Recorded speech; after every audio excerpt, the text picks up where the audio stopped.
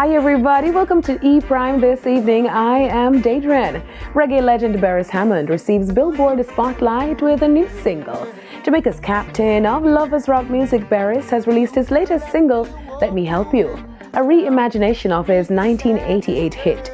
Speaking with the Sunday Gleaner, Beres shared that he found it fit to re-release the song due to growing interest. Unable to relocate the master for the track, the Lovers Rock Maestro decided to redo the single.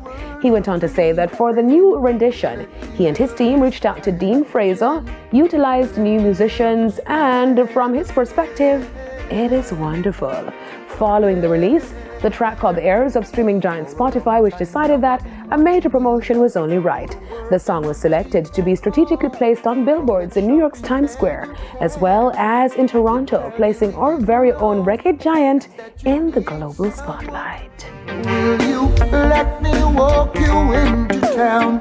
Make the sadness turn around. Great song, great production, great video, says producer Scatter Burrell following the release of American singer-songwriter Kehlani's After Hours music video. Monday, the R&B singer officially premiered the video for her latest single After Hours, which samples Scatter's Coolie Dance rhythm.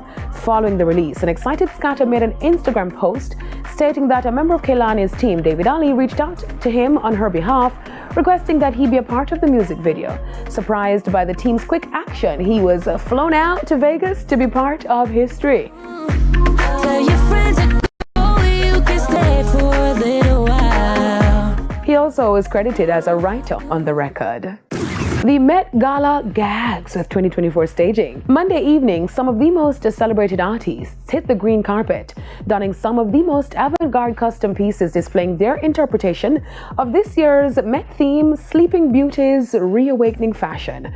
According to Vogue magazine, the night's very best dressed attendees were those who paid homage to the theme and the Garden of Time dress code, doing so in both thoughtful and unexpected ways. Now Zendaya, all hail, she tops the list with two striking looks, which includes her custom Margarela look and a vintage Givenchy dress from the house's 1996 spring collection. Jennifer Lopez also comes in on the list with a sparkling number, while Bad Bunny wore a sculptural Margarela suit and Chris Hemsworth a sleek Tom Ford one.